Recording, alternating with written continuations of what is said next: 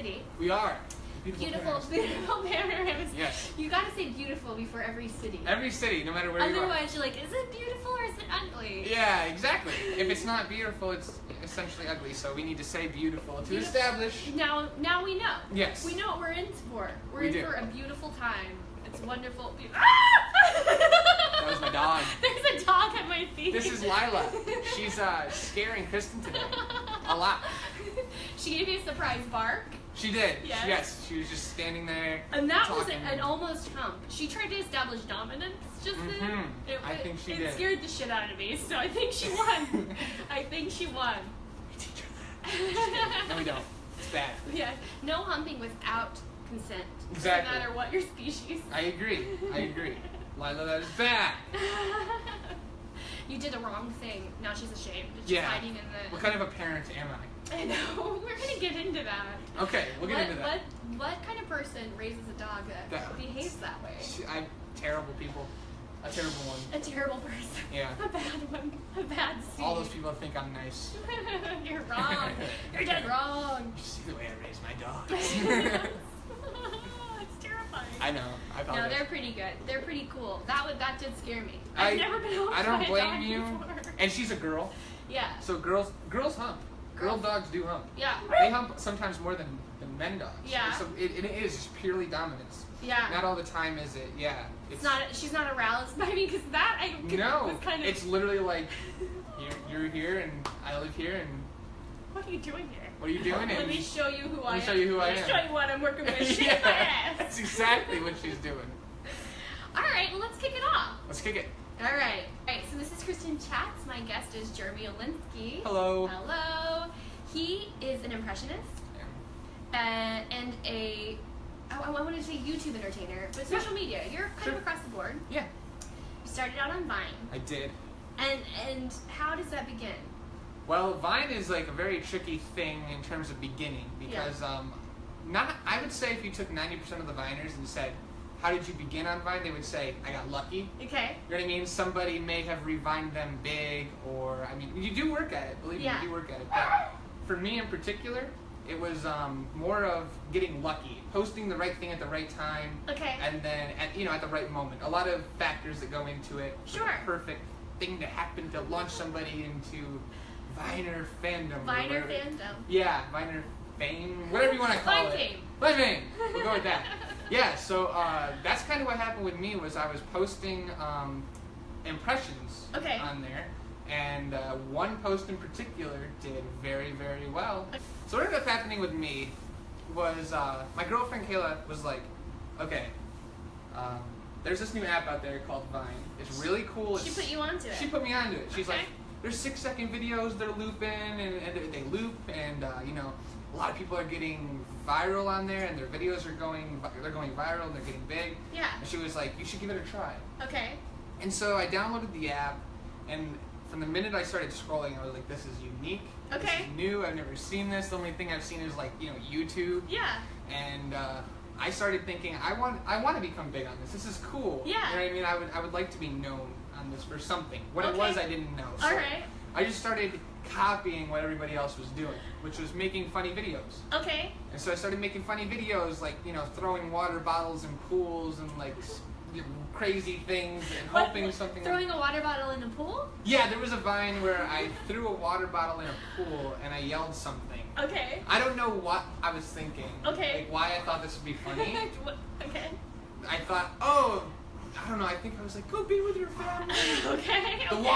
The water in the bottle and the water in the pool. Yeah, they were reunited. We're united. Okay. The first video, very first video, or one of the first videos? One of the first videos. Water, join your family. The first one I did was about like Miley Cyrus and how she like changed or something. It was like Miley Cyrus then and now, and it was like me like rocking out to her best of both worlds, and then it was We Can't Stop. Okay. And I was like drooling. Okay. Yeah, so it was like and that actually did pretty well. Doing well at that level, was that like how many views? Okay, so doing well for me at that level, I only had like 16 followers or friends, so like I think it got like 2,000 views or something. Like, that seems like a lot. Like loops or likes or something, but it was over the course of like 10 days. Okay. Right, so like a few of my friends. So like for a regular person like me. Yeah, that's I like. would have been thrilled. That's great, right? Yeah. So I agree. So like I had like 16 fans, and then I got like 45.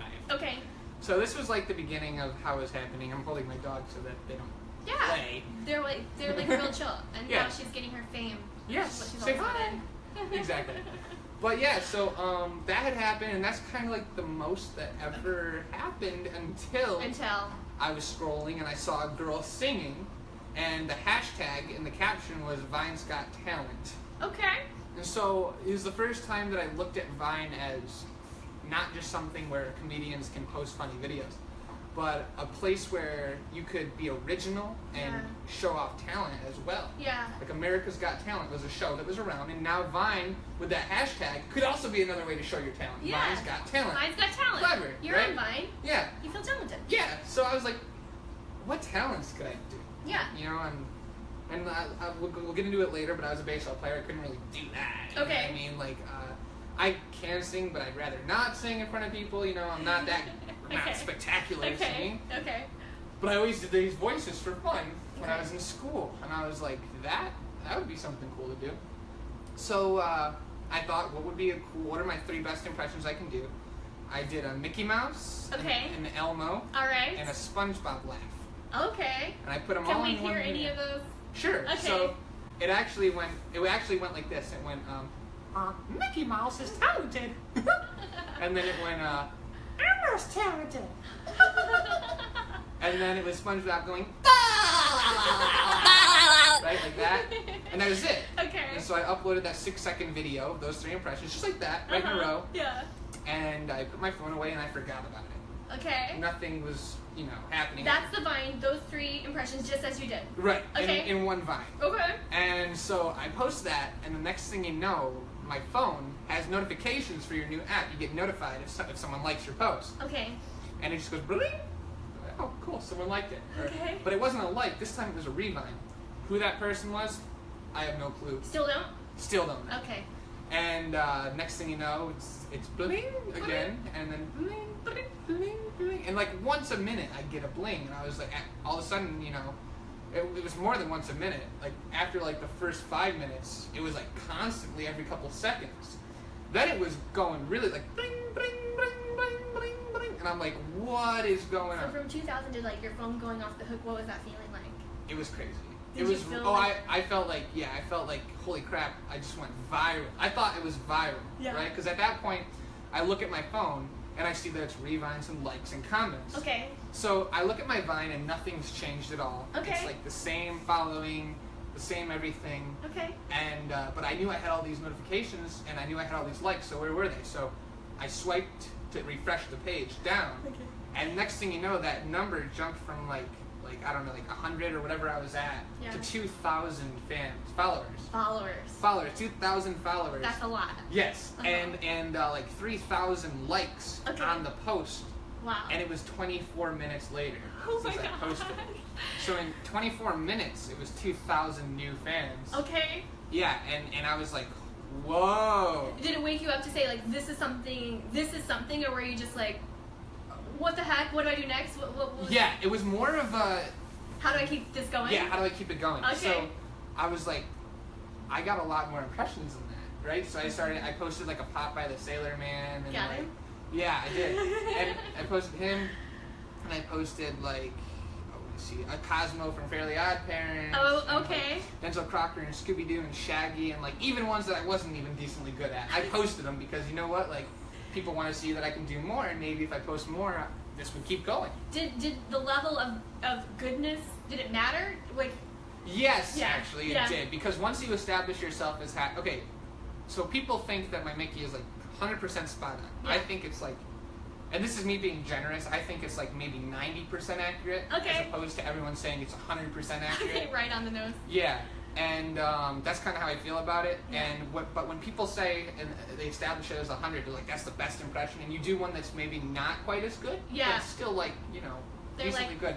They're like, this was better. And they're always comparing it to your best. Yes.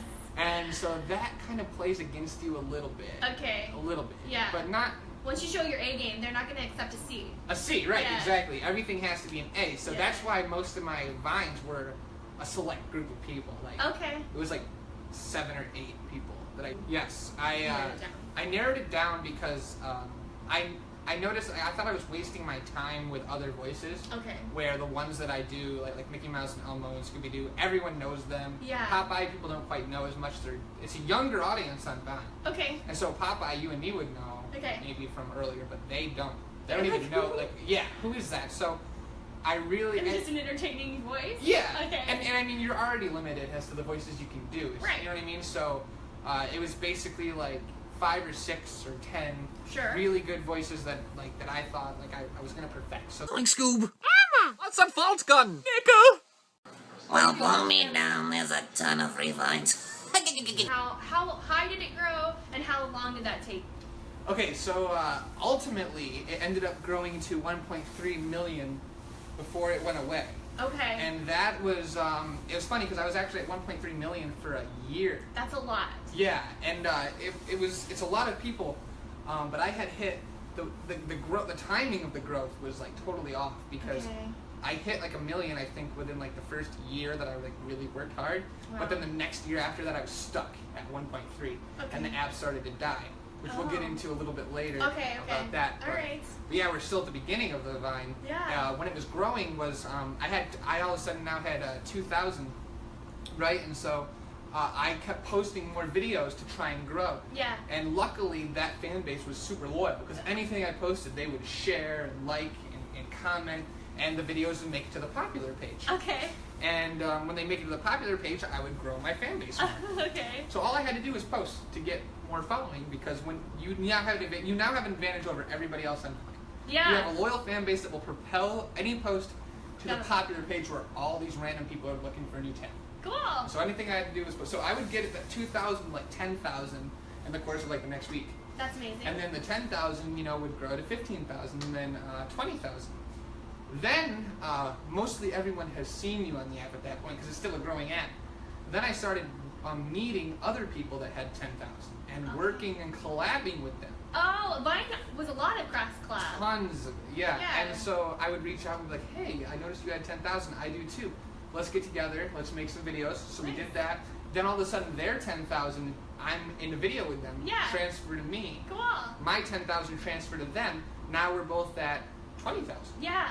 Now we can reach out to other 20,000 people. They jumped across. That's really awesome. 100%. And when you're growing, it now allows you to work with the people that are higher than you in terms of number. Yeah.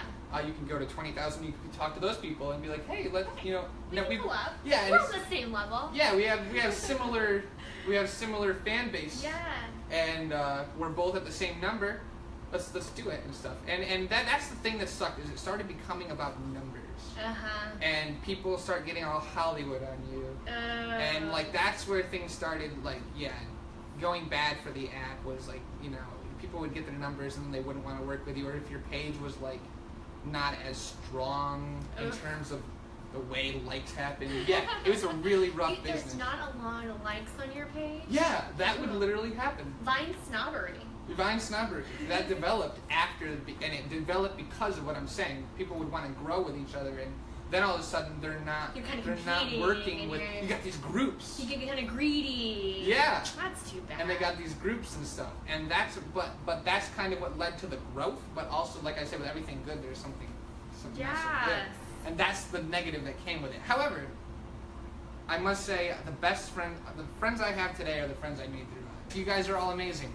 You're not doing Vine anymore. What are your current projects? So basically right now I'm kind of in a discovery phase of where I want to be. So because Vine was eventually killed off and everyone went over to Instagram, I'm trying to do the same thing. Okay. And I just moved out here to LA in January. Okay. And so far it's been going really good. Half a year. Yeah, half a year so far. I'm feeling pretty good about it. I'm starting a YouTube channel and Instagram. It's all at Jeremy Olenski. Okay, at Jeremy Olenski. Yes. YouTube, Instagram, Twitter. Okay. Facebook, Snapchat, all of it. It's it all. Yeah, if you can find it, it's all. I'm a little bit more active on YouTube and Instagram. Okay. But yeah. Okay. I'm on all those platforms now. Great. So I'm going to be doing a lot of crazy things, like Elmo's going to be breaking into YouTubers' houses. Wow. And exposing their closets. This is a breed of Elmo. Yes, it's a species of Elmos. Okay. They're all named Elmo. All named Elmo with an E. Yeah, you know how like writers have their own little universes, like the Stephen King universe. This is the Elmo universe. This is my universe. This is yours. This is Jeremy Olenski universe. Okay. Jeremy Olenski universe. Great. And in this universe, this Elmo that I have, he pretty much idolized the real Elmo, the Elmo you guys know on Sesame Street. He's got goals. Mm-hmm. And they're all Elmo, they're just spelled differently. Okay. So mine is Elmo spelled with an E. Okay. Very similar to the original Elmo. Alright. I don't know why I'm getting called, but we'll ignore that. Okay. And he's a different species, and because recently the real Elmo had gotten fired from Sesame Street for being caught at Disneyland. The real Elmo? The real Elmo was caught at Disneyland and apparently didn't like it, so they... I didn't know this! Yeah, in this universe. Oh! I bought it and I was like, oh my gosh, this is where I get really weird, right? Okay, yeah, no, totally fake, but, you know... I believed every word. Wow, I guess I'm convincing. You're a good storyteller. Well, thank you. Yeah, for the purpose of my world, I should say. Yes, okay. That's what happened, so his idol is now fired, and his hopes of replacing him one day have gone out the window. Oh. So he runs into me. Oh. And he sees I'm becoming a YouTuber, and he's going to be a YouTuber with me. Oh, fantastic. So Elmo will have Elmo's vlogs. Oh, great. On YouTube. Great. And Elmo will be doing a lot of skits as well with me on my YouTube and Instagram. So look forward to that. All right, sweet. So now we know what we're looking for and what's going to happen. Where did it all begin, Jeremy? Where were you born? I was born in Binghamton, New York. Binghamton, New York. Binghamton, New York. Yeah, No P. Binghamton, New York. Binghamton. Okay, where is that exactly? It's upstate New York. Okay. So if you were to take New York State, divide it in half, and then draw your line right down the middle. Swink. It's like right there in the middle. Right there. Toward the bottom. Yeah, okay. It's like near Buffalo and Syracuse, a couple hours away from it. Okay. 3 hours away from the city. All right. Yeah, upstate New York. Okay, now I see a little East Coast. Yeah, I see a little East Coast in you exactly. now. All right. And do you have siblings? I do not. I'm an only child. Only child. So yeah, maybe that's the reason to all this madness. Okay. And what are your parents like? My parents, they own a bar. Oh, sweet. Yeah, they own a bar in Binghamton called Mary's Bar and Lounge. My grandfather played professional football. Wow, for what team? He played for the Detroit Lions. I don't know exactly what year it was, I always forget. But he played for the Detroit Lions, and he told my grandma Mary that he put her name in lights if he married her. Oh. And so she married him, and he held his word and bought a bar. Okay. And called it Mary's, and big neon sign that said Mary. Awesome. And yeah, what happened was obviously they died eventually and left the bar to my dad and their kids. Okay. And my mom and dad both run the bar together. Sweet. And they're both amazing people. Nice. They're both living in New York, but my mom's very heartbroken that I moved away as the only child. She's been a mother for 21 years. Yeah. 22. I mean, now what is she going to do? I know. What's going on? Am I 23? I don't know. Anyway. Yeah, so I was born in 93. So whatever that. He's not ashamed to tell his age. I'm not. Still young. Here in LA. Yes. Man, you're bold. Yeah. Bold moves. Did I just reveal my age? Oh no. So, did you spend time in the bar as a child? I did. It was the first place I was brought to when I was a kid. Okay. And that's because we lived upstairs. Oh, very cool. Yeah. So I'm not gonna say I grew up in the bar, but I kind of did. Yeah. Like after school, I'd go to the bar, and I knew everyone at the bar. They all knew me. You had like the regulars that you're like, yeah, hey, the regulars. Norm. Yeah, and Norm is one of them because it's a bar. So it's Cheers, guys. Yeah. It's Cheers. Norm Donahue, if you're watching, shout out to you. Yeah. So yeah, and like I mean, it's kind of crazy because one thing that did was I know so much music. Okay. I mean, the jukebox is always going. And right. so, like, just imagine, 15 years of listening to constant music. All right. I know, like, any 30s, 40s, 50s, 60s, 70s, 80s, 90s, and obviously the stuff I grew up with. Okay. And when I was obsessed with Eminem, everyone had an Eminem phase. Yeah, that's true. So all the way up until then. All right. So does this make you good, like, at karaoke? Are you, like, good at Name That Tune? Are you, like, a human Shazam? Yes. Kind of. Okay. That's kind of what I'm saying. All right, that's basically what he's saying. That's a good party trick. Yeah, it's kind of neat. Like, I'm pretty good at that. Do you have a favorite musical genre? No. Okay. I love everything. And that's come on, everyone says that. I really do. So I like Bob Marley, Michael Jackson. All right. Willie Nelson. Okay. Dolly Parton. All right. What about New Country? No one likes New Country. I haven't heard much I haven't heard much new country, but it's not because I don't like it. I just never listen to the radio anymore. Okay. I'm always busy, like designing things, and like I haven't heard the radio in like 3 years. What do you listen to in your car? You're in LA now. I don't have a car. Oh, you walk? I Uber and I do public, so yeah, I don't even have that as an excuse to listen to music. All right. Yeah. So you luckily your foundation is based in music, because right now you're like in a bubble. Yeah. So like bubble. It kind of stinks because like everything's about modern day and like what's trending with music and stuff, and like like if someone wants to hear Elmo sing a song or something, they want to hear what they're listening to. And I don't know any of the songs. But you could easily find that out. Yeah, for That's sure. That's a quick fix. For sure, it is a quick fix. What's a good Shazam? No, Shazam isn't the one. Well, you go online. Yeah, go on YouTube and find a song. I know there's like a lot of Shawn Mendes and Justin Bieber songs coming out that kids like to listen to, and the kids love it. I kind of know them through osmosis.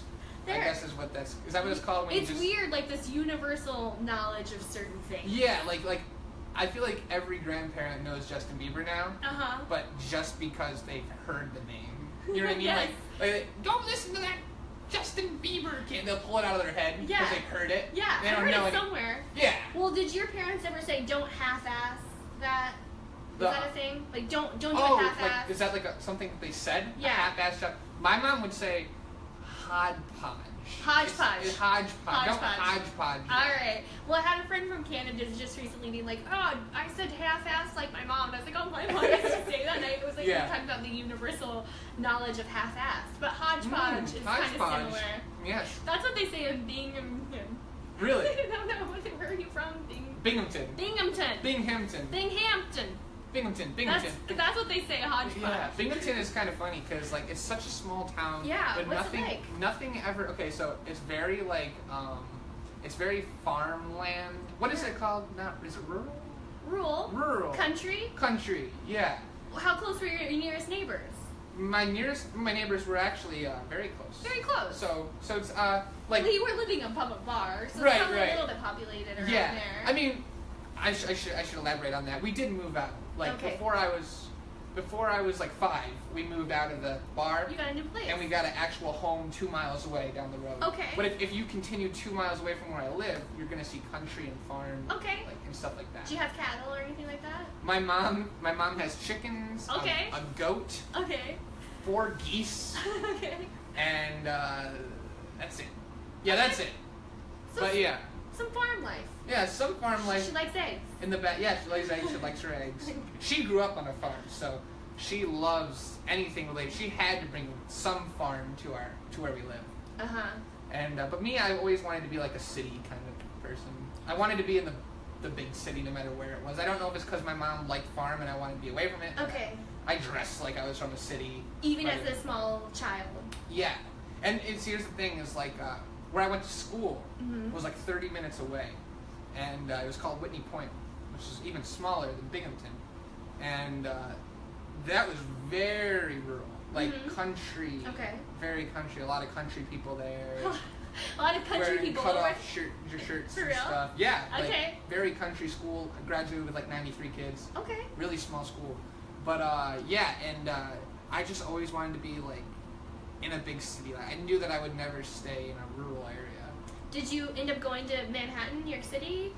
I ended up going to Manhattan just for very seldom times. Okay. So I would go there, and I would go there for either baseball games or shows, or like if there was like auditions for things or something, I would go there to the city. And every time I went, I loved it, and I was like, this is where I want to be. Sure. And I had friends there as well, so I would go there like for those reasons, I would say. Okay. Yeah. So back to your childhood, whenever you knew you wanted to leave, what was elementary like? Elementary school? Really funny? Okay. I don't really have too many memories, to be honest, of elementary school. Any best friends that stand out, or teachers? Mrs. Stanley was the best teacher. She was great. She loved SpongeBob. That was when SpongeBob kind of came around. And she was everyone's favorite teacher. Why did she love SpongeBob, and how did you know that she loved SpongeBob? Because did she wear a shirt? She had SpongeBob in the classroom all over the place. Like, he was all over, and she talked about SpongeBob, and we had like arts and crafts time, and it was SpongeBob themed, and we'd have like little SpongeBob like noodles and glue and stuff. And that was fun. One thing I will say about elementary school is that's when I realized, and when my teachers realized, that I was artistic. Yeah. But yes, I was terrible at math and stuff, but I was really good at art. And so, luckily in elementary school, that's more of what you do, is be creative and stuff. And so they showed my pictures, and other kids would draw the stick figures of their family, but I had like a tie drawn, and muscles. Like muscles. The anatomy. I had fingernails with cuticles. Is that what you call them? Cuticles? With cuticles drawn on the fingernails. What? That's how detailed I was getting. And she was like, "Do you see how detailed this kid's eye for detail is going to be a good, you know?" And she was like, "I'm going to follow him all the way through school." Wow. And all this stuff. So, and that always stuck with me. That's in kindergarten. In kindergarten, I was drawing cuticles on the nails. So they were showing my attention to detail and drawing. That's all I wanted to do, and I was just really creative with the blocks and stuff, you know? Like, I would build houses that looked like houses out of blocks, you know what I mean? Like, and I would be doing that stuff.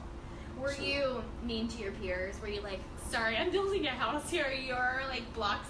Don't play blocks with me." Not that I remember. Okay. I don't think I was mean. I actually think I was more shy. Okay. I would say, like, I never, like, broke out until, like, to be honest, till, like, high school. I was a very shy kid. So. Shy? Yeah. So. Kept to myself. No BFF at this point? I did have best friends, but they were other shy people. You know what I mean? So, like, break out of the box with your friends. Did you, like, quietly play together?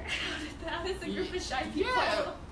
I mean, so, like, on the playground, like, the 3 or 4 of us would go and hang out with each other, but only with each other. We wouldn't, for instance, go to, like, the kickball area where everyone's playing kickball. Mm-hmm. We would go play with, like, Beyblade spinner dreidel things, and, like, that's what we would do. Because we were shyer. No group activities, but you found your own. Yes, pretty much, yeah. And it was always, like, 1 or 2 people that I was really good friends with. There was, like, changing names. Small posse. Yeah. Oh, there's not one steady BFF. It was a few different. It was always whoever I gravitated to that year, because for some reason we were never in the same class the next, probably because we caused trouble, maybe, who knows. But yeah, whoever my best friend was, I tended to not be in their grade or in the next, classroom, I should say. Sure. So going from the 6th to 7th, I was never in that class. What sort of trouble did you get into? I can't remember. Probably no shy guys aren't talking getting into a lot. trouble. Yeah, probably talking a lot, and yeah, that's pretty much all I can remember. I don't have very clear memories, as you can see. That's fine. I do know that I was very shy, but not with my friends. So that's probably what got us Your in friends trouble. brought you out of your shell. Right. And as an only child, you're really interacting with your friends at school mostly. Obviously, right. Your parents, I'm sure, weren't isolating you, but right. Your peers are at school. Right, 100%. Any outside, like, besides the bar, were there any outside community activities that you were doing in those days? Just baseball. When did that start? That started in, like, 2nd grade, I would say, maybe. Okay. And, like, actually, like, T-ball, coach pitch, T-ball, and then modified JV varsity.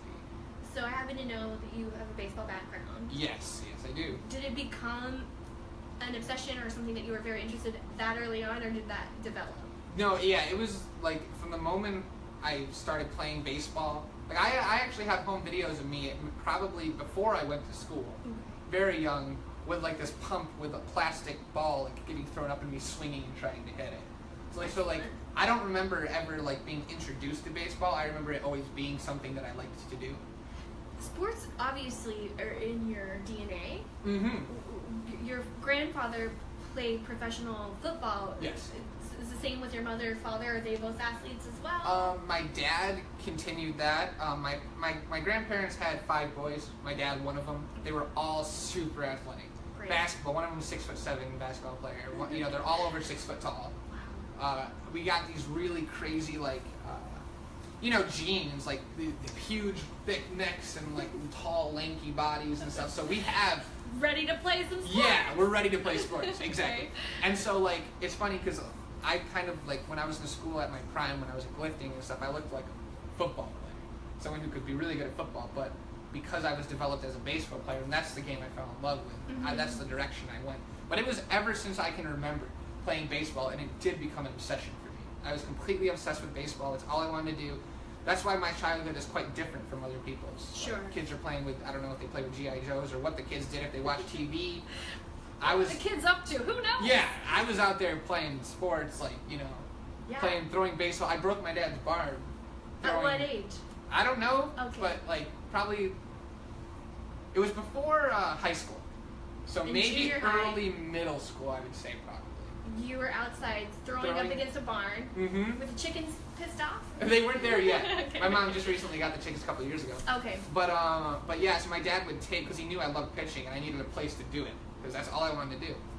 He would take some tape, colored tape, like blue painter's tape, and he would tape a big strike zone on the barn, and he was like, throw it that, you know, because he wasn't expecting me to break it. Like, he didn't think I would be a baseball player, like that would be able to throw like that. Yeah. And the more I did it, you know, I was doing it for 2 years, all of a sudden I'm breaking boards. How many hours a day were you out there? At least 3. At least 3, just throwing. It comes back. Yeah, you're trying to make the balls curve and break, and like, I'm a very obsessive person, so I obsessed over the ability to like make a ball move. Like, I thought that was the coolest thing in the world, to like fool someone who's out there trying to hit this thing, and but haha, that's a dirty, nasty pitch that you couldn't hit. You know, like there's no way. Yeah, I was just in my head. I was just like, cool, and I was constantly doing that. Did you like make up any sort of pitches? Were you? Oh yeah. What's I had one pitch that like I thought I made up, but it was really just a cutter, basically. It was like a fastball mixed with a slider that I thought was awesome. Sounds cool. But it was just a cutter. They already have that pitch. They pretty much discovered every possible pitch there is to throw. Yeah. But yeah, so like I had that one, and since I was young, like I say, we put a hole through the barn eventually, and Dad had to replace the whole part, and that's when he started getting me pitchbacks, which was like a net where you could throw the ball at it, and then it would hit it and bounce back at you, like a springy thing, and you could catch it. But it didn't work because after that had happened, after he got me that, I would throw the balls and it would break the strings. It would go right through it every time. And that's when we knew that there was something different about something was going on. Yeah, like. So was your obsession just playing, or were you watching as well? Watching. I'm still obsessed with baseball. New York Yankees from New York. All right, okay, most winning sports franchise in history. Fair. Yeah. Yeah. So I've been obsessed with the Yankees. I'm gonna fix this chair while I talk. Oh yeah, go ahead. Yeah, I'm obsessed with the Yankees. He's in a cool beanbag chair. If you can't tell. I get a little slouchy in it. And it moves. Yeah, it moves. But my uncle, I'm covered with dog hair too. My Uncle Mo, he got me obsessed with the Yankees in particular. I was always obsessed with baseball, but he would take me to Yankee games when I was a kid. Nice. And so now I'm idolizing these players, you know, and I'm seeing Jeter, and I'm seeing CC Sabathia, and Mark Teixeira, and Alex Rodriguez, and hitting these balls, and I want to be a hitter, and I actually became a hitter too. Okay. So eventually I got scouted for baseball by the Cincinnati Reds. Wow. And I had the Yankees sent me a pre-draft workout. Yankees, Toronto Blue Jays came to see me pitch, and I was going to be drafted. And but that's even farther down the line. How fast at your peak were you pitching? So I averaged 88, but my peak was 92. Whoa. Yeah. So What's a pro speed? So pros. This was junior high school. Junior high, yeah. Pitchers in the majors is no drugs. No drugs. No, of course not. Stay clean. Just natural body. Yeah. Got lucky, and I worked really hard at it. But 3 hours a day. That's a lot. Yeah, definitely. But yeah, so it was 88 to 92 that I was throwing. And what's a professional? Oh, professional is like 95. Hello. 95, 98. 98. Anything from 95 to 98 is really hard. Okay. Aroldis Chapman's the hardest thrower in the major leagues. He threw 105 miles an hour. Holy smokes. Right now he averages 102. Wow. But I was 88 to 92, and I had no professional like training or anything. You know, it was just kind of like. So the scouts would see me and be like, if we trained him, if he used his legs. I wasn't using my legs. That's what ultimately. From up here. All upper body. That's what ultimately led to my injury. Okay. So they were thinking if you use your legs, that generates most of the speed. Maybe he'll be throwing 98, 99. Who knows, you know? But I was also a lefty. And lefties are rare. Yes. And they don't throw hard usually when you get them. So that's why I was very highly touted prospect out of school. So what was that like whenever you're in high school? Is when you're starting to get scouted? Mm-hmm. Was it a huge ego trip? Was it? It was more scary and humble. Oh, okay. Because I've experienced the pre-draft workout at Cincinnati Reds. I went to a Cincinnati Reds pre-draft. That means like all these minor leaguers are competing to get drafted to show the scouts what they can do, and it humbles you really quick. Because when you're in a small school and you're the big fish, and you're in a smaller division, and you can throw 88, 92, and you're striking out 16 batters a game, you know what I mean, out of 21 outs, at least 16, you're like, you feel pretty good. You feel pretty good. Confident. Right, but I luckily was able to go to see other people do the same thing I do, and some even better. Okay. You know what I mean? And it humbles you, and you now know it's like, okay, the reason I'm so successful here is because I'm in a small town, in a league, in a division. There's other people that are doing this. Yeah. So I was very humble going into. I knew I knew I wasn't anything. I was special, but I wasn't as special as a lot of other people look at me and think that I am. It's a very tough road to get to the major leagues. Absolutely. And there was no guarantee that I would be in the major leagues. Yeah. If you get drafted, you're just a minor leaguer. You know what I mean? Until you work your way to the major leagues. Yes. So, it was a crazy, humbling experience, and, I mean, a little bit of an ego, but I didn't really have one because You also knew, like, okay, it's me that I'm good, and these other guys are also really good. Yeah. That's what the pros are. I knew I was good where I was. I knew I was better than anyone else where I was. Sure. In my area. Yeah. But I also knew that there's other people just as good and better. Mm-hmm. And the United States is a big state. You've got to big United States. play with those guys. And I'm gonna have to play with those guys. Yes. So it's to keep growing. I was like one of the only people that seemed to look at it that way, and it's a good thing I did. Because Yes. some people can get really Very big ego. big ego and hot-headed. Very confident. I was confident that I would get drafted and stuff. Obviously, what happened stopped it. But So college. In junior high and high school, baseball was such a focus. Were there anything else as far as like friends and memories that stand out at that time? Well, me and my friend Fred Tracy, we were dancers in school. Really? We developed a little dance crew. It was just me and him. Is this junior high or high school? This is actually high school. Okay. Fred Tracy? Fred Tracy. Okay. We were friends in junior high, but we carried it all the way through high school. Wow. And that's when I really started breaking out of my shell. Like, I was now a baseball player, an artist, and a dancer. Okay. I wasn't that shy anymore. I got to open up and meet kids that I went to school with my whole life, but never talked to. And what brought you out? The dancing? Or the Probably a mixture of both. Okay. Like me and my buddy Fred. Fred was always very outgoing and talkative and stuff. And now that I'm in his dance crew and stuff, it kind of opened me up a little bit. What's the dance crew? Like, how do you get into Fred's dance crew? Oh, me and Fred, I would dance. He would dance at school dances. Okay. And he would dance in the middle of a school circle. And I just picked it up for fun because, like I say, I'm a very obsessive person. Sure. So, like, the art came naturally, but if I saw someone dancing cool, yeah, I would want to dance cool. So I would learn how to do it. Like spinning on your head stuff? I would. Not that cool. We were close to that. What? We were more like popping and locking and waving. Ooh, look at that. Oh, man, he's still got it. He's in a chair right now. And, like, popping I see the waist going, doo. Yeah, that type thing, like in moonwalk type things with Robot? legs and like roboting. Oh, I saw your Michael Jackson shoes. Did you? Is he an inspiration? Do you have a Michael Jackson impression? No, that's about it. That's a person. That's pretty good, though. Thanks. That's pretty good. I guess I could probably try Michael Jackson impression. Yeah, you're getting there. It'll be like talks like this kind of, Yeah, very quiet. Very quiet, very soft-spoken, quiet. Very gentle. He's a gentleman. Gentleman. Very, very talented. It's very talented. That reminds me of something else, but I can't think of what it is right now. Really? Hopefully it'll come to me, but... Yeah, he's a special. Oh, you know what? Blue Still. Ben Stiller. Okay, Ben Stiller. He's got the little voice and he does the big voice. Those are his actors. There you go. Exactly. So that was great. That was a great Michael Jackson. Thank you. Very humble. Love you. Hey, thanks, people. I have not. Hey, that was good. Thank you. I love you. I love you. He says I love you. I love you. Blowing kisses and doing this. And he holds his baby over the hair. He does do that too. Hold his baby over. Bradley, come here. Just, New this dog. is our Michael Jackson impression. Yeah. He doesn't want to be up here. He's like, Notice how his he's little dog face is like, Yeah. Now he's like, help me. And Michael would be, Yeah. And like, yeah. Dirty Diana. Yeah, there we go. No. All right, that's Michael Jackson. There it is. Your impression. We're back in junior high. You popped and locked. You got in the dance group. And what did you guys do? Oh, they liked our impression. Oh, that's Joan. Hi, Joan. Thanks for your part. Thanks, Joan.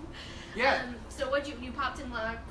Yes. What did the dance crew do? Where were you guys like? So basically, the dance crew was just for fun. We'd hang out, and we were just best friends, basically. Okay. And the dance crew is a thing that kind of brought us together to start the friendship. But we would just hang out and have a good time. But, sure. But dancing, we would do cabaret and the talent shows that were in the area. How sophisticated. Yeah, we would perform in front of the whole school. Like, you're from a small town, but that's like very New York, you know what I mean? Yeah.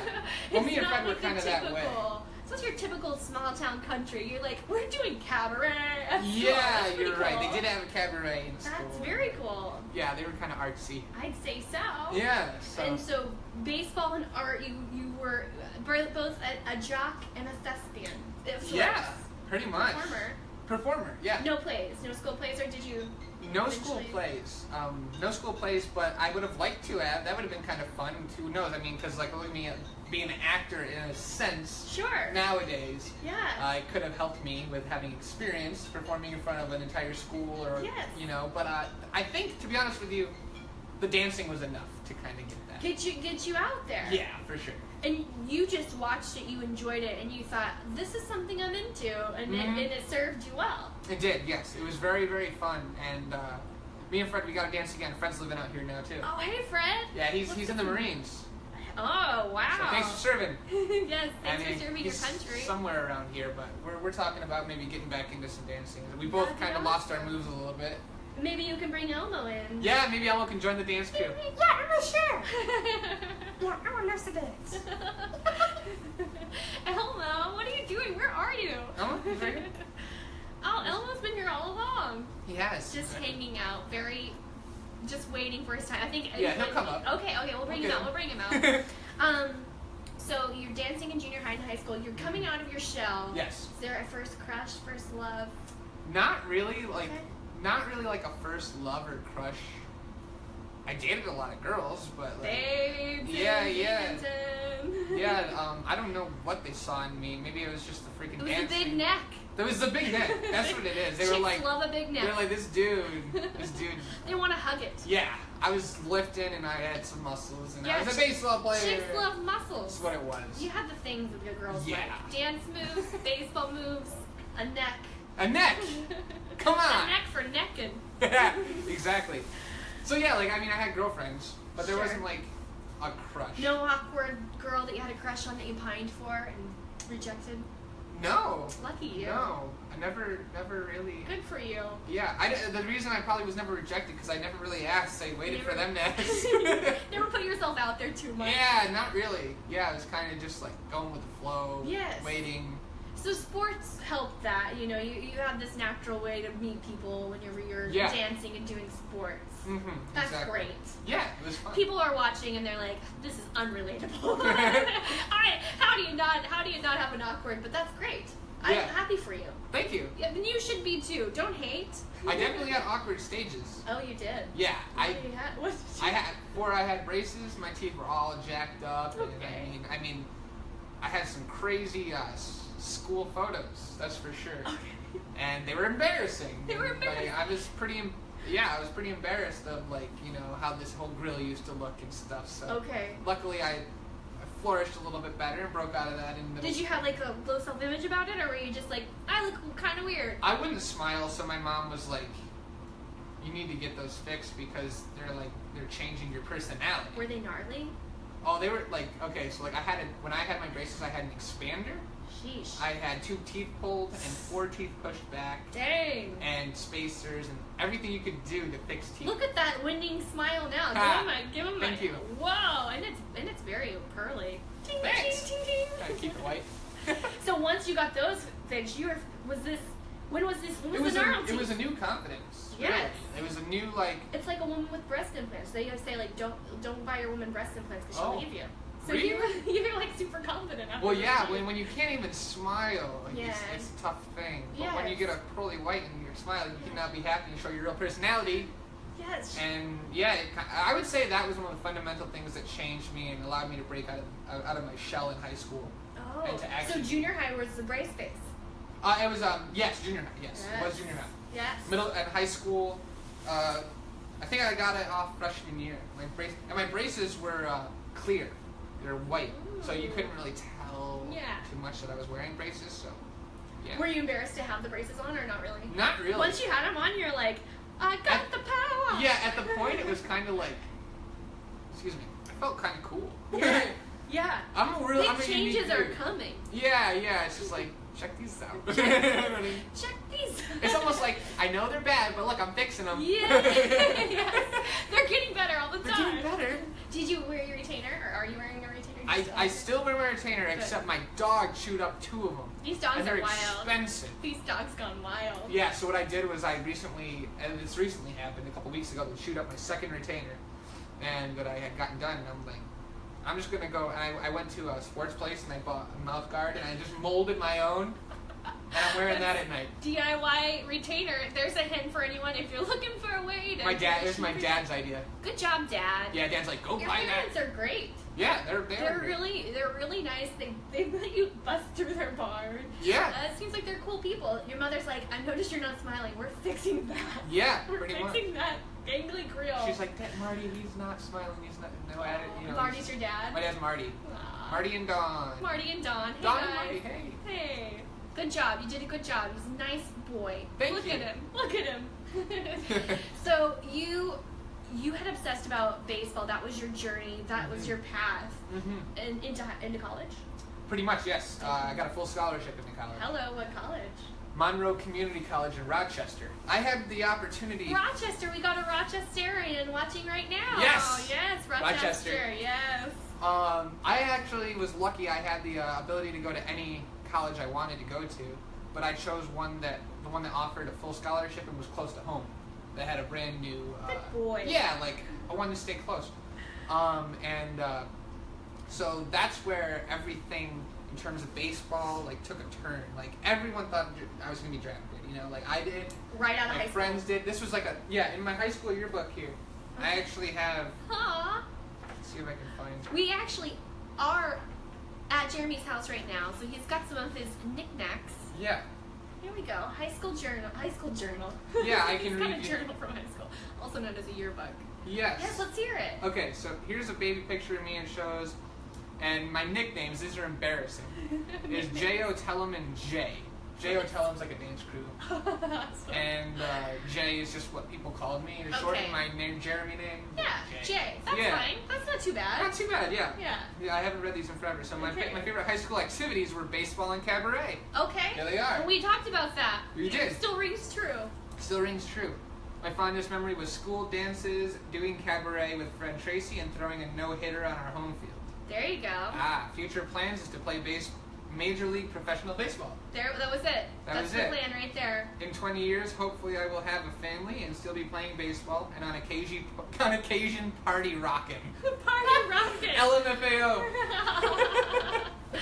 That's embarrassing. The band. Yeah. Party rocking in the house. Is that the one? That's the one. That's the one. Advice for underclassmen. Enjoy the 4 years in high school. They go by so fast. They do. They go fast. Don't take the low road out. Give your 120%. And you did. Yes. And I did. And you did. And you were going to be a pro baseballer. It was all there. It was all on the cards. All there, all ready to happen. And it didn't happen right out of high school. It did not, no. So you went to Monroe Community College, a great school in Rochester, New York. Exactly. Full ride. Exactly. I got a full ride there. But people, it wasn't what you expected. And it wasn't what people who knew you expected. No. So basically, there was a chance I got drafted out of high school. Okay. But I had 6 professional teams come look at me. And one of them in particular, I'm going to fix this again. Yeah. One of them in particular. It's a moving chair. It is. It's a moving chair. Come on. One of them in particular was like, okay, Jeremy, we invited him to our bar for wings. His name was Lee Saris. To Mary's Bar? To Mary's Bar. Okay, for some wings. How are the wings there? The wings are the best. I mean comparable to buffalo wings from Buffalo? Definitely. Ooh. I literally say that because for I don't know how many years straight. I'm going to throw out a number, I could be lying. Mm-hmm. For 11 years straight. For 11 years. We were voted the best wings in the area. for like 11 years straight. That's what Mary's... By the community? By the community, yep. That's what we're known for. Mary's Wings. In Binghamton. Best wings, 11 years straight, at least. At least. It could be more. Okay, so you took... It could be less, but... You took some scouts. Yes. We took scouts there for wings and beer. And we took this guy. He said, Jeremy, he was like, so you're a lefty that's throwing 92 with a great slider. And then he's talking me up, and I'm like blushing. You know what I mean? And he was like, and I'm going to just tell you, he's like, I'm going to break the code of scouts. Because the scouts, he's like, they're all talking to each other. There's 6 teams that saw you. He's like, if you were from a bigger school, it would have been all 30 baseball teams here to see you. You know what I mean? And they would all be seeing you. But you only got 6 because you're from a small town. We're all calling each other saying, keep him under wraps, don't tell anyone about him. Because if there's 6... What jerks? Yeah. He's like, there's 6 teams that see you, we can offer you a realm in which, we can be competitive amongst each other. But if like bigger teams, like the Red Sox and the Dodgers and the Pirates were all involved, now they are willing to offer more, and there's a bidding war, and they get you for more. So the fact that only 6 teams saw you this year, including this guy, he was one of them. He's telling you. He's telling me, don't accept any offer that's thrown at you, and go to a community college, because in community college. Or any college, you're going to get seen by all the scouts. The college coach will get all the scouts. He felt like you were so talented that it was a robbery what they were doing. Basically. Yeah, he thought that I would go in the top 10 rounds, which is great money. It's great. And luck. Give me a figure. What's the... I really don't know. We can look it up. I really don't. Look. 11. At least 11. A lot. A lot. Someone says, wow. And it's in the signing bonus. Some signing bonuses are $500,000. Holy smokes, that's a lot of dollar bills. Not saying that much, I don't know. But we'll just pretend nobody can, that it was $500,000. Get that from us? Yes. But it is like very good money for a minor leaguer, and the signing bonuses and stuff. So this is the reality me and my family is dealing with, like the fact that when I do get drafted, this is going to be like a really awesome, amazing thing. And that now our whole community is involved because not much comes out of the area. Yeah. Okay. And I mean, I'm on like news stations and the drafts coming up and stuff, and I couldn't really tell many people that I wasn't going to accept any offers. And so I told him out the bat I'm not going to accept any offers. I didn't even get any offers because they knew I wasn't going to accept any offers. Okay. So they were like, we'll see you next year. And so I went to Monroe Community College. It was then a fight for like a bidding war of like whose college I was going to go to. I threw for a bunch of colleges, and all of them offered me scholarships of different like types of money. And some could only offer half scholarships. Not enough. Right. I got a full scholarship to Monroe. They never even seen me pitch. They just heard about what I could do. That's incredible. Yeah, and so I had a starting rotation. I had a starting spot in the rotation my freshman year in college as a pitcher for Monroe Community College in Rochester with a brand new baseball field. Everything was going smooth sailing. Great. It's a cute town, Rochester. Yeah. Monroe is a gorgeous area too. Yeah, it really was. And I was so happy, and like I was majoring in art, and that's when everything took a tumble for the worst. Because, I mean, in the yearbook there, I went most likely to be famous because of it. And like I was thinking, holy crap, that's a lot of pressure. You know what I mean? You got voted most likely to be famous. Yeah, I got voted like a bunch of things in there because of the baseball. Because of baseball. Yeah. That's been your identity since you were a child. Yeah, pretty much. And I think, do I even have I don't know if there was anything else. Tallest and shortest. He got voted tallest. Yeah. That's something you really have no control over. Yeah, I mean, come on. Great. Best dressed, most artistic. Most artistic. Are you Fred in was the class. Oh, you have a shaved head. I do. Show them the picture. I don't know if you can see it. Can you see it? Kind of. Jeremy Olenski. There I am. Most likely to be famous. Oh yeah, that one's. Oh, that was sorry. Was that best dressed? That was best dressed. Gosh, you got a lot. Yeah. Well, we had a small school. There's most likely to be famous. Okay, good. Show them what you're working with. Oh, there's other people. Who are those others? So this is a great guitarist, Jesse Lapadula. Absolutely amazing. And this is also Jamie Dean, who is an amazing athlete as well. I don't remember where Jamie went to for school, but I think she also got a full scholarship for like field hockey or soccer or softball. Right. She did a lot of sports, I believe. But yeah, so us three you know, 2 sports and then 1 amazing guitarist. So no pressure, just you and 2 other people are going to be the most famous, and don't let anyone down, because the whole town's like just talking about you. You're the apple of the town's eye. Exactly, and the reason you're out to MCC. I'm out in MCC. We had just like me and Jesse were like calling each other like, wow, did you see the notables we got? Like we got to perform for represent for our town. Yes. And so I'm in MCC on a full scholarship, and here's first day of practice, and my mom and dad get me set up in the dorm. I go to the field, and they say, you're pitching today, and you're pitching like 2 innings against our team. We're going to split it up in scrimmage. Oh. So I pretty much, I get on there, and I get on that mound, and a lot of it's a blur, because this was where like things started going bad for me, obviously.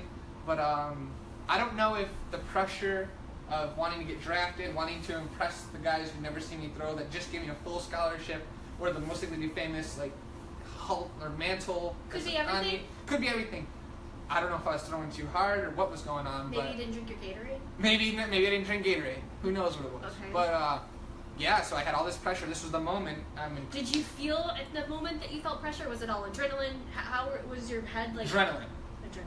Totally adrenaline, and I was like, I'm going to strike my own team out and show them why they signed me and gave me a full scholarship. I'm worth your money. Yeah, I wanted to prove that I was worth it, because they never even seen me throw.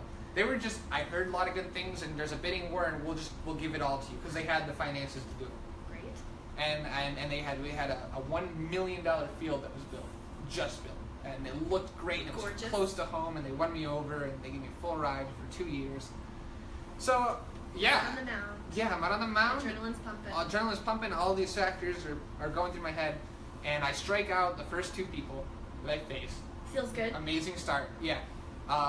Then I give up a bloop single to my roommate, and then I give. A bloop single. What's yeah, that mean? A bloop single is when someone pops the ball up in the air, but it lands in a spot where people couldn't get to it in time. Like they run it. They're running, and then it drops. But it should have been in. It's hard to explain. Sure. So someone hit a bit. Yeah. A little tiny.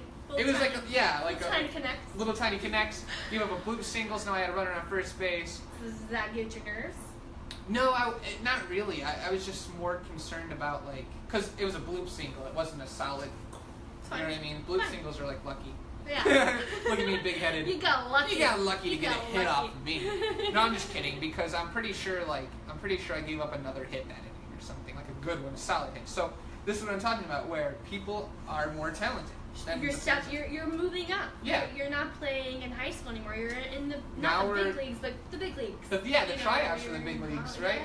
Yes. And so I already had 2 outs. Now I had 2 guys on, I believe. I don't really know. I could be wrong. Whatever. And they said they want to see sliders and fastballs mixed in this next batter. And so I'm throwing, and I don't know which one it was, but I cocked my arm back, and then on the follow-through, I heard a snap, and the whole entire field heard a snap.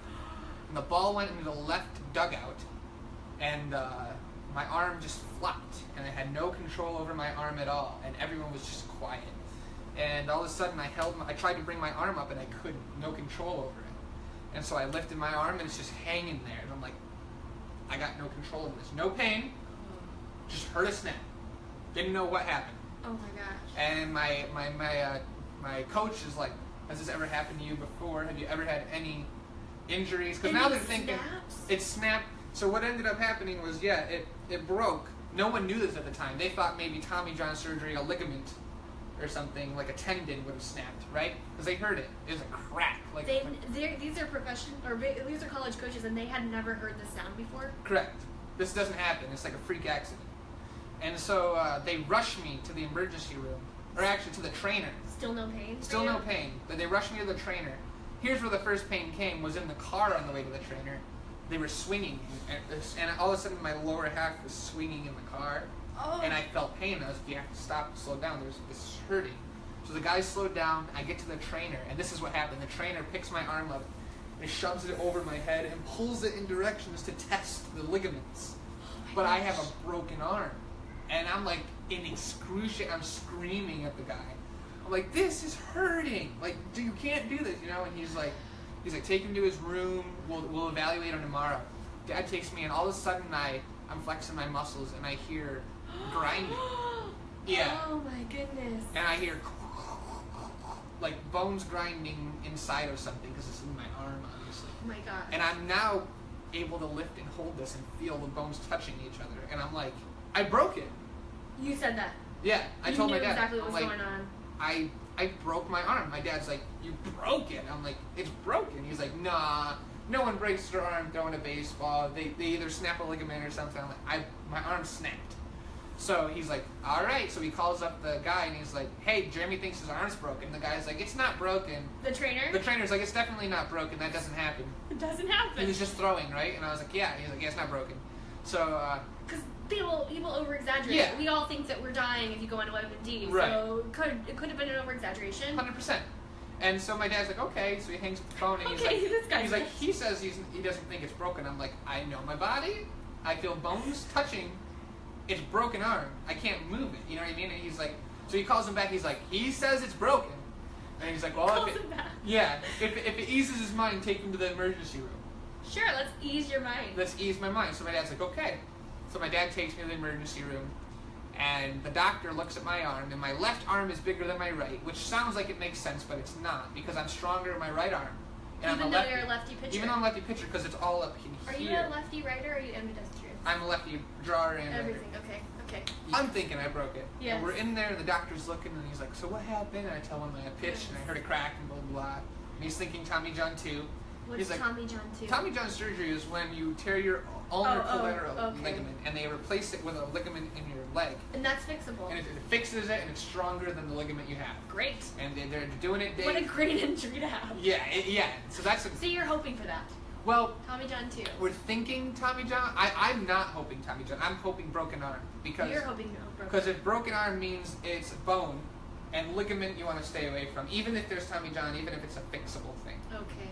Because no surgery. You just sit there and heal your bone and throw again.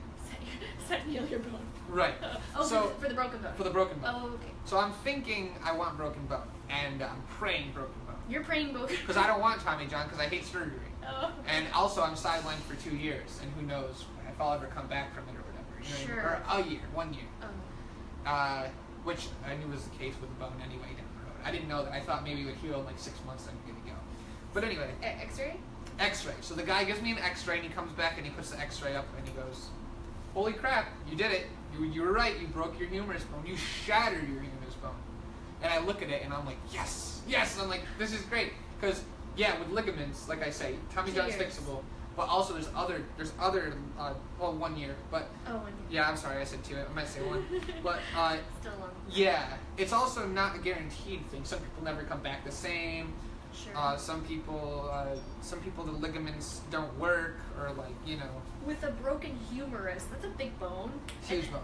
How often does it happen? You said they'd never heard it. So they never heard of it, and apparently it actually does happen, and it happened twice in the major leagues. This year or ever? Ever. It's happened twice in the major leagues ever, and it happened to you. Yes. So that's pretty rare. Right.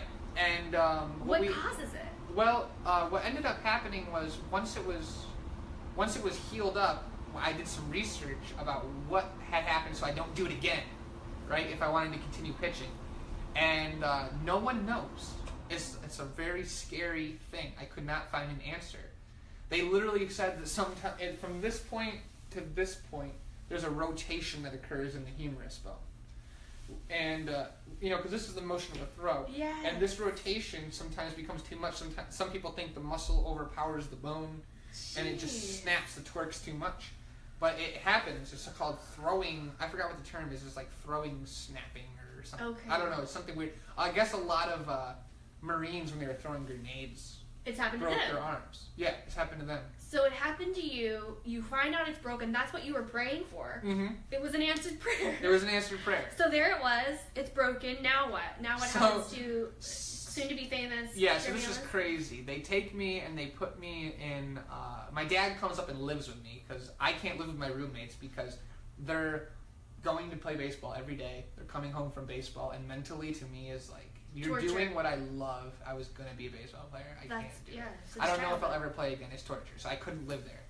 And I couldn't even do art because I drew with my left hand. So what were you doing? So I was like redshirted, and like I sent an email to all my teachers. They all understood I wouldn't be going to class. I was living in a hotel with my dad with a broken arm, with him emotionally, like I was crying. Every night? Devastated. My parents were too, you know? Sure. This is a huge thing. And like then they said that I need surgery. And I really didn't want surgery. And the reason why was because if they heal your bone with surgery, it means they're going to put a plate in there with screws, and it causes something called a stress fracture, which means that there could be a stress fracture down here and up here. And then on top of your bones being apart from each other. Yeah. So that's a lot of healing. And it would heal, and I'd have to have that in there my whole life, and it's like a huge ugly scar, and like, you know. There's no scar, so did you opt out of the surgery? Yeah, here's what ended up happening. I was like, I don't want to have surgery, I want a second opinion. So we got a second opinion of the best bone person in Rochester. I was scheduled for surgery the next day. And this is funny because I went a week without being seen by a doctor with broken bones, without a cast. Jeez. Yeah, we had to make like a little sling that I was holding on to, and that's how bad it was. And so I went home to get an opinion. He said you need surgery, blah blah blah. Anyway, yeah.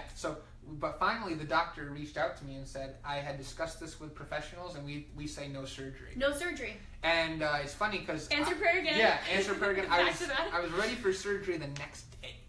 And it was the day of surgery that I got that email. Oh, great! Yeah, and so I called and canceled the surgery with the doctor. Perfect. The guy said that he was like, I'm not bashing the doctor who recommended surgery. This could have gone either way. He's like, we're gonna try this first. That's because if you want to be thrown again, we don't want you thrown with a freaking rod in your arm or whatever, you know, because it could break down here or up here. It'll never break there because there's a thing there, and that's bad. If it breaks here or here, it's worse in the middle. Oh my gosh. So so he's like, we're not going to do that. So he put me in a sling, had me do some exercises. The bones started sticking. They healed together. And during that time frame, that's when Vine came along. Okay. So while your bone was healing, you're living with your dad, and somehow Vine is in this mix? Exactly. 100%. Wait, how did Vine pop up? So during the time frame in which I'm healing up in a cast, at one point, the bones, because you could feel them getting stickier every day until they stuck. It's really weird, weird healing process. Sure. I literally held my arm down and lifted my shoulder until the bones got sticky and stuck together, and that's what kept it in place. And we did X-rays every couple weeks to make sure the bones were lining up. Sure. Yeah, and they were lined up perfectly, and I had a perfectly healed bone. But during that process, I eventually was able to go back to school and draw with my left arm in a sling. I was able to like guide it and like make it through. Very cool. Yeah. As the bones were kind of sticking. As the bones were kind of sticking, and like it was a really weird thing. But I was drawing, and I was doing all that stuff. Back to art classes, definitely no baseball. But no baseball. Are you still living with your dad? Yes. So Dad's up in Rochester with me, and my mom's back with her working at her diner that she had at the time. Wow. And diner and a bar. Yeah. My dad took off because he knew it was a big deal to me. Then Dad went home, and I started living with my roommates. And mentally, I'm like, okay, I can do this now. My bones back together. Maybe I'll be playing with them. I'm back in my dorm. I'm now attending classes. I go through my first year with no baseball activities. 1 year. 1 year. That's the longest you've been since age 3? Mm-hmm. Wow. Yeah, and so now it's over. School's out. It's summer now, and this is the summer of Vine, and Vine had launched, and I'm home on vacation, and I'm out of my cast. It's finally done. I do have a brace around my arm still. I'm healing up from this injury, expecting to hopefully throw again. And then that whole story that we started off with Kayla's like, hey. Girlfriend's like, hey. Yeah, this Vine thing is here, and blah, blah, blah, blah, blah, and you should do it. And then that's when I posted the video, and it started taking off. With your impressions, that was the big one. That was the big one, yes. And then that's when Vine and internet, social medias, I should say, came into play for me and overtook my life for the next couple years. You're an obsessive person. Baseball was literally your life up to this point. You met Vine, and did you say forget baseball, or? Well, what had happened was I was healed up, and there was this moment where Vine is here, but baseball can come back. So, like, what do I do? And at the point, I was peaking on Vine. I was growing like 20,000 people a day. That's very I was getting lot. Recognized in the street. You know what I mean? And like America's Got Talent was reaching out to me. Holy smokes! And like it was the biggest moment on Vine that I've ever had. Okay. And you know, at this point, it's like there's a career path in one of these ways. But I tried to throw again in baseball, and I was mentally scared to throw. Because your bone broke by throwing. Right, so, that will give you so now it's time to throw, and I can't do it because my mind is like, the last time I did this, it broke and I don't know why. And I still don't know why. Okay. So how do you do it again if you don't know? It's like getting in a car and breaking your arm because a car smashed into you, and then healing it up and saying, okay, let the car smash you again. Yeah, we'll see what happens. 90% of the time it doesn't break. But it did once, but let's see what happens again. Let's just keep smashing and find out. Not only that, my dad contacted the guy who broke his arm in the major leagues named Tony Saunders. He called me, and he told me, I wouldn't have you pitch if you were my son for 2 years. And that's what I did. I waited 2 years, obviously. He was like, because mine broke again. His broke a second time after it healed. Oh. So the only thing I have to look at is someone breaking his arm, healing it, and then it breaking again after he tried again. As a professional. He's getting paid professional bucks at this point. Correct. So here you are, hoping to get scouted into the majors, and maybe if you can get over the fact that it's terrifying and mentally do it, you might break your arm again and never get what you want anyway. Right.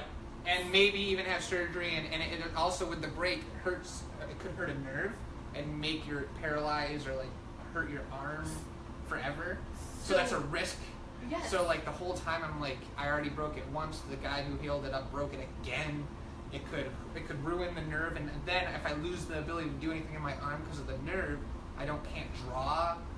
And like, these are the things you love. So you could potentially lose all the things that you love to throw the ball. That's my mindset. Yes. So that made the decision a little bit easier. Kind of. It still haunts me to this day. I was watching baseball when you came in. I still want to play.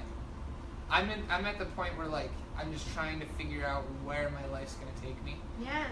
Because it's taken me like in a lot of different directions. Sure. And I don't know where I have no clue. I'm living every day like wondering. Has it been 2 years since this?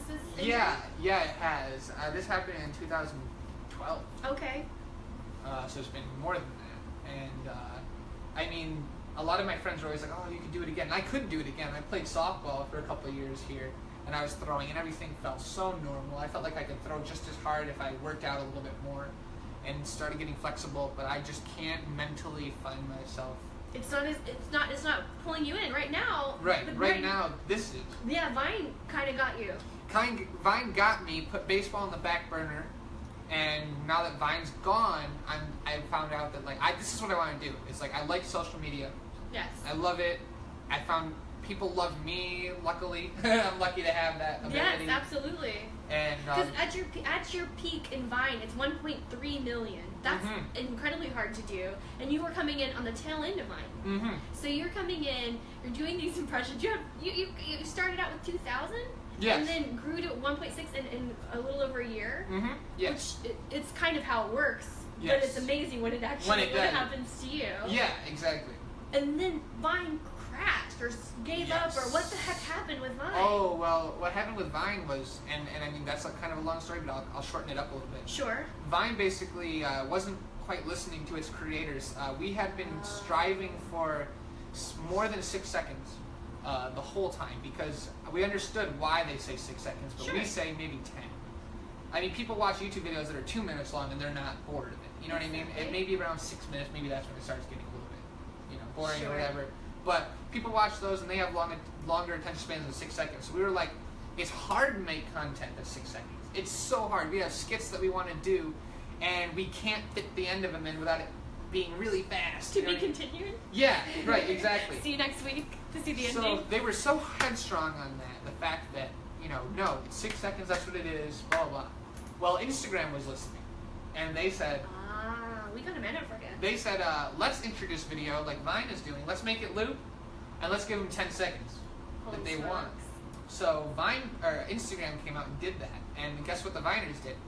They said, we have over 1 million followers here on Vine. We'll start promoting our new channel. Yeah, let's start sliding over into Instagram. Hey guys, for the full video, the 6 second, go over to Instagram. Everyone goes over to Instagram. Now they have a following on Instagram that's just as big. And they can do 10 seconds and they like it more, which is what we've been trying to tell Vine. Yes. Not only that, I think they can monetize now or something over there, where they can make money with ad revenue and stuff. I don't really know how that works out, but that's what I think. Were you making money with Vine? I was making money on Vine, yes. Now, how do you do that? So the could you monetize? You couldn't monetize. There was no monetization on Vine, but you could do brand deals. So I did brand deals for Kia Motors, hey, Kia. Lenovo, the cool. Yankees organization, MLB. Hey. The movie. So you got baseball in your life a little bit more. The Fantastic Four movie I did before. So that's kind of crazy. You're not even. Are you still in college at this point? No. Making that money? No, I dropped out of college when Vine came around to focus purely on Vine. You gave it your all, and you started making money. Pretty good money for a kid. That's why I dropped out. Yeah. You're like, who needs college? You've already got it figured out. Yeah. Did you like stupidly spend it? Is it all gone? It will be soon. Living in LA, I'll tell you that much. But I did. The only one stupid purchase I made was it was $15,000. $15 is great. $15, stupid. Yeah, no, $15,000. $15,000. That's so many dollars. Of the money I made on Vine, that much of it I put into the upstairs of my dad's barn that I was talking about that we broke. I renovated it and I put insulation in. I did the drywalls. I painted it. I put brand new floors in it. This doesn't sound so stupid. No, it is. I'll tell you why. I made this a man cave. A man cave. A huge. I had a projector screen, 152 inches, curved. Very cool. The projector, customizable lights that could dim with a button. Nice. I just geeked out on this thing, and I was gonna live there, and I was gonna make videos and vines in there. Sure. And this was gonna be my man cave, and I was gonna live away from my parents, up there in the barn, by myself, my own little thing. A cave. Yeah. My man-made cave. Yeah, and the reason it's stupid is because I never made it. I made it. I made it. Okay. I never ever used it. It's sitting up there now. Wow. Just with stuff in it. Wow. And after I made it, Vine was dying, and I realized the only way to maintain what I have going is to move to LA now. So I could have used that $15,000 to live here and really, you know what I mean, and like. But I wasn't thinking that way because things were going good at the time. Vine was alive. Yeah, but it started dying, and that's when I was like, now I need to make a move. Now I need to scramble. I'm not getting money anymore. I need to go out there and so now this becomes a stupid investment. Shoot. Because now I need to move. Not at the time. No. At the time, it was an investment in your career. Yeah. Hindsight's 20/20. It's one of those things I look back at now, and I'm like, if I only knew what happened. Yeah, well now you've lived and you've learned. Yeah, I expected to make that money back. Absolutely. Now I'm not making it. You were making it. You were like, and it was only going up. Yeah, exactly. So that's dying, and you decide coming out to LA is what's up. Pretty much, yeah. That's pretty much what happened. And with the Vine thing, like I said, everyone changed to Instagram. Oh. And so then all of a sudden the creators left. And what happens when the creators leave? The fans are on there going, where's the people we follow? They're not here. Find them. So then the fans left. And then what did that do to the app? Dead. Yes. You know, so it killed Vine. That's why Vine died. Vine was broken. And it can't live without its. It can't live without its. Yeah. It needed its fans, and Instagram stole the fans. So I was kind of not smart. Everyone else was very smart. They were like, we see Vine dying. We're going to leave and go jump on the bandwagon. I was like, you guys are killing Vine. Stay on Vine. Stay here. Like, we can do it. And I stayed, and I never transferred my following to another platform. I never said, go follow my Instagram. The followers started leaving. I was just Vine. And then at the time when I knew Vine was going away, we had like 2 months left before it was gone. I was like, guys, go follow me on Instagram. If you want to and it was so dead, barely anybody left. Like, only a few people on there that came over. So I got like 16,000 on Instagram now that decided to come over. Quite a bit, but still quite a bit. Not comparatively. Millions. Right, and when you see other people getting their millions over there. Yeah.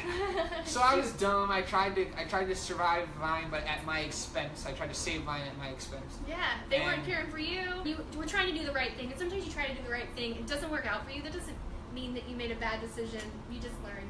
I just learned, and I still decided I was going to come out here. And Since January. So I was like, Mom, I have to make a huge move. Just to pause. What was January? It was officially dead. What was the January move about? So when how do I say it? January was kind of like this is the beginning of the year. It's the beginning of something new. New year, new me. I had told my mom I was moving out. I had planned it for over a year. Okay. I was trying to save up funds and get everything settled, and Kayla had to tell her parents, and we all had to like break for, there's like. By the way, going literally across the country. How are we gonna do it? How much money is it gonna cost? We gotta find movers. What are we gonna take? All this just deciding. It took us months. We tried to find a place out here by staying at home. It didn't work out because no one wanted to. They didn't want to sell to people that sight unseen. Didn't see it. Yeah, they wanted probably to meet for the you. best. Yeah. Because if you would have, it would probably been a scam. But anyway, it didn't happen though. You're right. So I had to move. I had to come out here for a trip with my friends and stay with my friend Alex out here. Hey Alex, thanks for putting up Jeremy. Yeah, he drove us everywhere. He was an amazing friend. What a great friend. Drove us places, looked for apartments with us. We finally narrowed it down to this place. Great. And it's our first place, and we're gonna expand later on as long as things start happening. Panorama. Exactly. City. Panorama City. But yeah, so that had happened, and here we are. And January, like I said, was the beginning of the year, and I had given my mom like 4 months notice so that she knew these were like the last 4 months that I'd be living. In December we had our Christmas together, and it was after all the holidays. It was funny because we kept saying, "Oh, we're gonna be up by next month, right? We're gonna be up by next month," and then. Then there was like a holiday or something. I was like, we'll wait till after that. And then we waited till after that. And it was like, the next holiday. We will leave. Yeah, and so it was just like the time frame was just like January. Like that's when it was going to happen. So and you're here. Yeah, so January came around, we finally moved out, and I met all my friends that I had on Vine still, and I got to rekindle my relationships with them. Most of them are out here? Most of them are out here. Were you collaborating in New York, or were they always out here? We had a meet up in New York like once a year, and I got to see them once a year out there. They would travel to like Virginia, where we had a mutual friend in Virginia who would get us there named Lakota, and we would all go see him. And he ran like a big event, like a meetup for fans to come meet us and stuff. That's awesome. Yeah, we had a bunch of those meetups. They were the best. We got to meet all of our fans and sign things and act like we were celebrities. And I'm sure. I mean, you guys were and still at are. the time. Yes. So that's got to feel pretty crazy going from being recognized on the street. Now you're out in LA and you're kind of starting over again. Yes, This is a complete restart and a rebranding of whatever I am. Whatever you are. Yeah, whatever this is. There's a lot of things you do. Impressions. You actually mentioned doing voices in school. Where did you learn that you could do these impressions? So the impressionist thing it's kind of a funny story how it happened. Was when I was younger, basically I was on the baseball field. And playing baseball, I would always do funny voices to my friends while they were batting, or like totally made up. Totally just made up voices and stuff.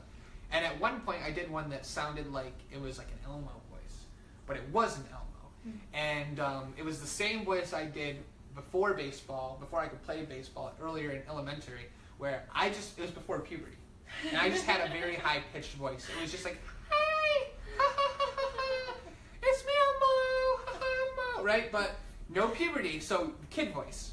So add that to kid voice, right? So all my friends were just tricked, and they were like, "Yeah, that's Elmo, that's great." Oh. And I was like, "Yeah, I can do Elmo." And then I did that until puberty came along. Oh. Then the voice started cracking naturally, and that's when I developed a Shaggy. Because Shaggy's voice is cracky. Yes. Right? Like, what's going on, Scoob?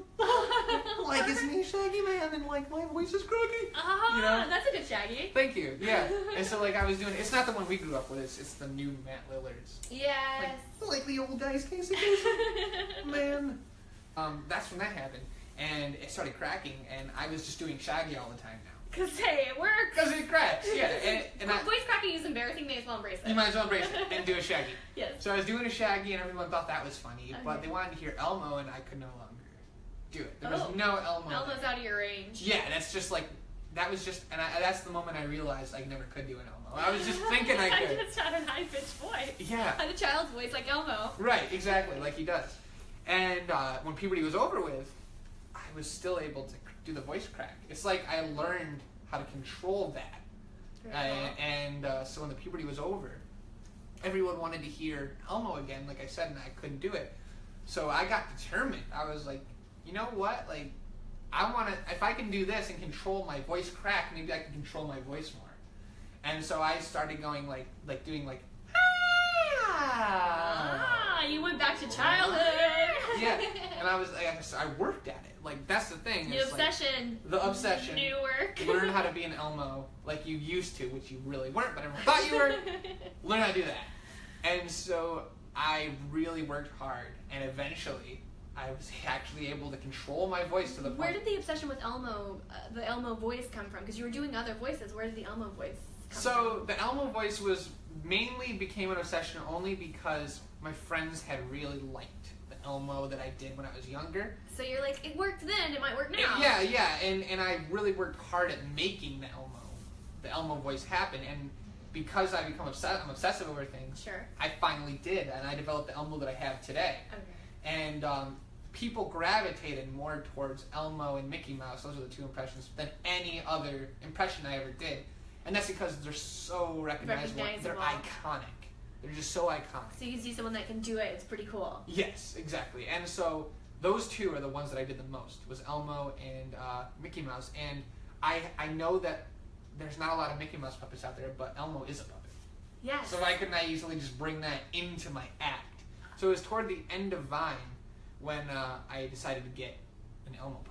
And because you were just doing these voices. Yeah, I would just have a picture in the right-hand corner, and I would just do a voice impression. Very cool. Yeah, and that's kind of it. But I got tired of that, you know? Sure. I wanted to do something different and make it unique. That's when I started. Instead of just doing voices of Elmo and Mickey Mouse and Scooby-Doo and stuff, I would then use cartoon characters, use modern-day slang. There you go. And so, like, they would say things like thought and, like, you know, the slang that kids are using these days. Yeah, and like whatever those things are that they use, and the words they use. The words you guys use, you know, like that's dope and stuff like that. Modern day slang. Yeah.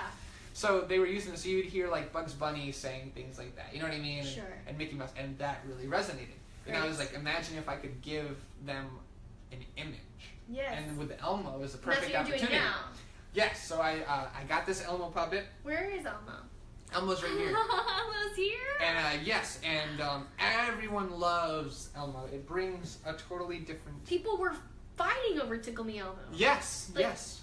People go crazy over Elmo. And the voice got better and better because the more I got to use the puppet, the more I got to do the voice, and it just got better and better to the point. Let's hear Elmo. Okay. Oh,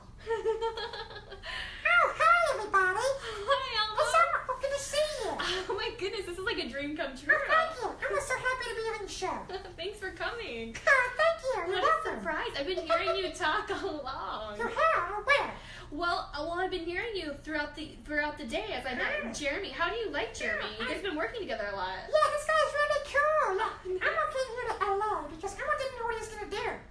Now here you are. And Elmo's here, and Elmo wants to be a YouTuber and Instagram too. Oh my goodness. Just like this guy.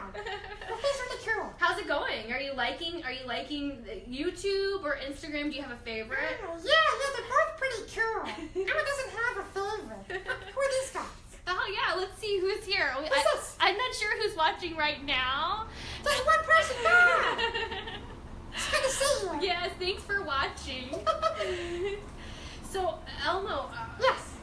Are you making Jeremy a star, or is Jeremy making you a star? Well, Elmo thinks that Elmo is a star. Yes. Because Elmo's been on Sesame Street for 32 years. Oh. See, Elmo's had a show for longer than this guy. But I thought your goal was to be on Sesame Street. It's true. Elmo's goal is to be on Sesame Street. So you're famous because the Elmos are famous. Correct. And everyone loves you. Yes. See, Elmo has been on Sesame Street for 32 years. But everybody looks at this Elmo as if Elmo is Elmo. But Elmo's just Elmo. Whoa, that's deep. You see? But let me see if I can tickle you. Can I? Okay, yeah, you can. You're just like, oh my goodness, you're like your toy. There you go, right here. This is the spot. Right here on the neck? Yeah, right here. Thank you. Oh, you like that? Elmo loves that. Oh. Elmo loves you. Oh, you love me? Yes, Elmo loves you. Elmo loves everybody. Really? Everyone? Everyone. Even garbage people? Garbage people? You mean like Oscar? Yes. Do you love Oscar? He's kind of grungy. Elmo likes Oscar. He has a little tune. It's true. He does. Well, I like that positive attitude, and it's really amazing to meet you. Oh, it's amazing to meet you. Elmo loves you so much. Elmo, I love you. Well, thank you. Elmo's gonna go play with Dorothy. And Mr. Noodle, too. Oh my goodness. Great to meet you, Elmo. Oh, Thanks for being on. Oh, you're so welcome. I can't wait to come back next time. Oh my gosh, I'm so starstruck. Well, thank you. Take care, Elmo. Care. Bye. Were you starstruck the first time you actually worked with Elmo? When I first got him out of the box, I was kind of starstruck. Yeah. It was like, whoa. You know, like it's. We're gonna be working together. Yeah. For who knows how long. Yeah, exactly. And he was like, hi. And I was like, wow. Here we are. Yeah, Elmo. So this is the main thing. You're doing a lot with Elmo right now. I am. And what's the game plan? Are you going to continue working with Elmo? Yes, I am definitely gonna. I kind of have this idea, and I want a lot of Instagrammers and YouTubers to hopefully jump on board. Okay. The idea is basically, I want to have Elmo breaking into YouTubers' homes or like apartments, and like like every week. Because this Elmo is not your Sesame Street Elmo. No, this Elmo is a complete parody Elmo. Uh-huh. He looks up to Elmo on Sesame Street, who's been on Sesame Street for 32 years. And he is the same race. Yes. Of Elmo. They're the same breed. Yeah, and he's even almost spelled similar. E-L-M-O-E. Oh, Elmo. Yeah, instead of Elmo, just an O and no E. Yes. And yeah, he tries to. He's kind of a character. He tries to act like he's Elmo, but he's not. Is he tougher? This guy's strong. He's strong. This dude is really this guy's. And he strong. seems like he's gonna be breaking into houses, so he's a little more. He's gonna have like violent. a little baseball bat or Whoa. something. Just to break in. He's not gonna use it on them. He doesn't hurt anyone. No, Oh, nope. okay. He's just breaking in just to expose their closets, and they're gonna come home and see, that he's exposing their closets, and then they're gonna have a little confrontation. Skeletons, maybe might be in there. There might be some skeletons. We'll see what. Sheesh. Yeah. So we can start watching this on Instagram and YouTube is mainly where it's happening. That's correct. And we follow you at Jeremy Olenski. Mm-hmm. I always spell Jeremy wrong. Jeremy. That's it. Olenski. Jeremy Olenski. Yeah, it's kind of how it sounds. Olenski. Olenski, yep. I think it's how it sounds. Yeah. Sometimes people say Olenski and it's Olinski. No I. Or well, Y. to the end. Sometimes they do that. Okay. Most of the time they get it right. Olenski. That's how you find you. Yeah. And we can catch up with you. We can watch your life unfold. It's only been half a year, and you're already at 15,000 subscribers on Instagram. Mm-hmm. That's a rebuilding from 1.3 million. They're at like 17 now. 17. That's even more. Yeah. And even when you're building a following, the challenge is also keeping that following. So yes, it's tough. Sometimes you post and you lose some, but then you gain them all back. It's really weird. They're like, I don't like this. People are like, wow, that's how finicky it is. It really is. This is the career path you're on right now. This is your latest obsession. Mm-hmm. And we're gonna be along for the ride. Yes, hopefully. Thank you. So as it unfolds, as everything, you're learning as you go. Yes. Are you taking acting classes as well? I haven't taken any acting classes.